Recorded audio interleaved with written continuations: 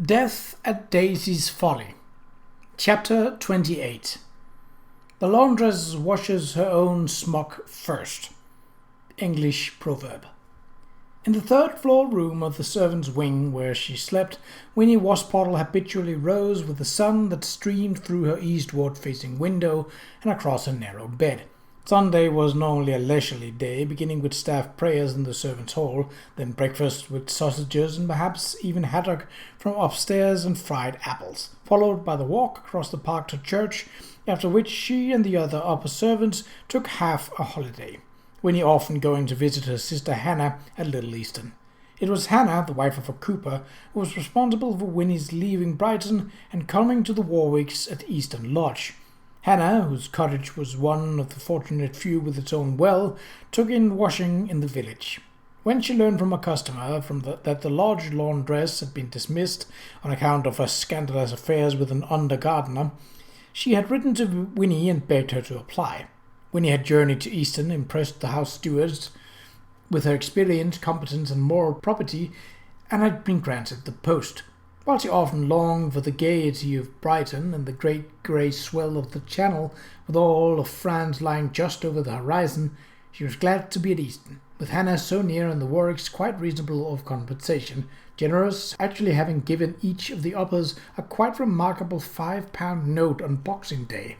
As to moral property, Winnie had no difficulty assuring Bovril that her laundry maids would never be allowed to turn the laundry into a brothel. Where she was concerned, she felt confident that, having once installed herself, she would be free to behave as she liked, more or less. And, more or less, that was the way it had turned out.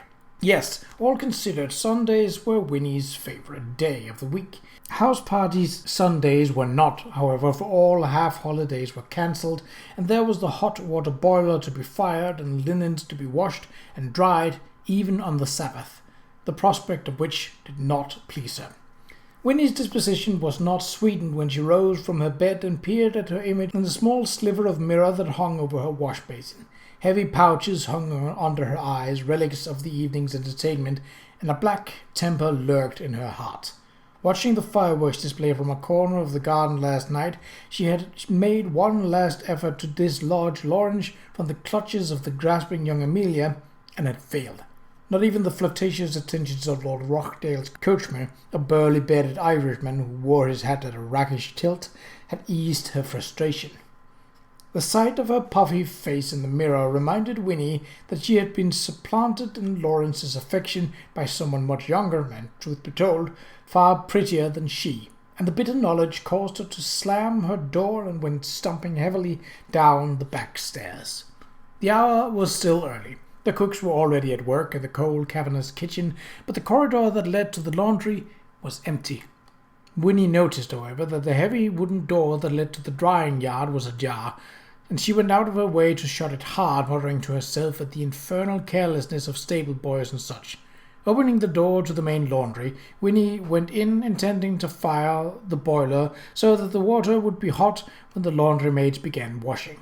As she entered, she caught the slight but distinct odour of cigar smoke and scowled. She raised her head and sniffed again.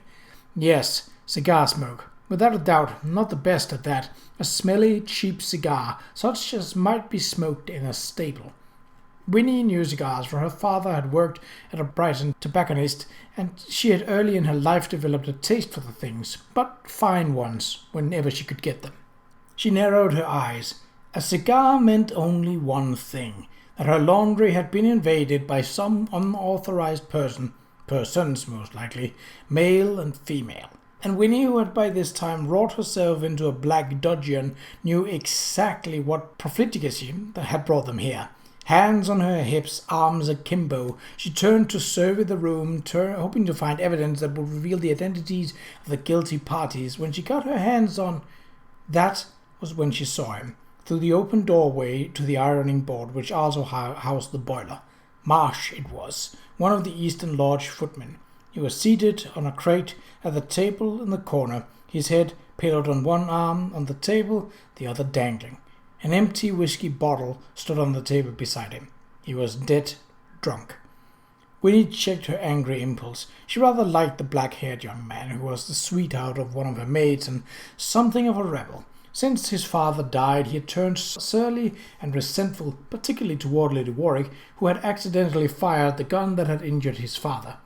It was a foolish, even dangerous attitude, and Winnie had told him so, thinking that a word or two from someone who had seen the world might compel the boy to moderate his behavior.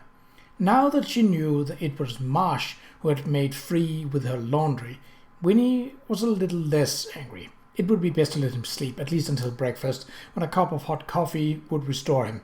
She went to the boiler, went down on her knees for a vigorous shaking of the grate, then stoked the firebox with the coal from the scuttle. When Meg appeared, the girl could carry out the ashtray and bring more coal. The fire was blazing merrily, and she went out of the room and shut the door on the sleeping Marsh. Winnie was sorting a mound of soiled towels when Meg came in, settling her cap on her head. Winnie glanced at her, then looked again.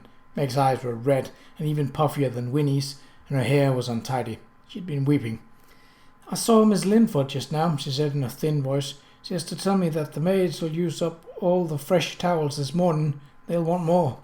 Winnie pushed the towels aside with a snort. Mrs. Linford was an old witch of a woman who thought she was as good as the Queen just because she had her own private parlour. "Well, Mrs. Linford just'll have to wait till these are washed and dried, won't she?" Minnie growled. And if the old crow weren't so mean as to pounds, there'd be plenty of towels as without having to wash on the Sabbath. She jerked her head toward the closed door. "Your sweetheart is there, dead to the world. I'd see to him, were he mine." "My sweetheart?" Meg faltered. "But he's gone." "He's gone all right," Winnie said. "It's a good thing he picked the laundry to do his drinking. I'm not likely to get him sacked. But you better keep a tighter rein on him, my fine girl, else he'll lose his place sure and no character." Meg was shaking her head. "Drinking? Marsh never touches strong drink." "It's not touching what gets a man drunk," Winnie said philosophically. "It's putting it down his throat. Drunk as a lord he be in the ironing room."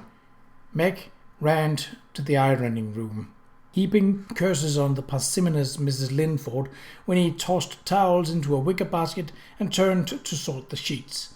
But she was startled by Meg's shriek and then the sound of hysterical sobbing. Winnie went to the door. Meg was standing back from the table, her arms wrapped tightly around herself as she swayed back and forth, her eyes riveted on Marsh's unmoving form. Her face was white as the sheet in the room. "What's the matter with you?" Winnie demanded crossly. "What are you making that noise for? Ain't you ever seen a drunk man?" "He's dead, Miss Washbottle," Meg moaned helplessly. Winnie turned to look. On the scrubbed tabletop beneath Marsh's pillowed head was a puddle of dark blood, nearly dried, which had stained the corner of a scrap of paper on which she had been writing with the stub of a pencil. As Winnie stepped back, her mouth dropping open in horror, she saw on the floor where it had fallen Marsh's dangling angers, a silver-plated revolver with mother-of-pearl handles. "Oh, God!" she breathed. "The poor boy shot himself."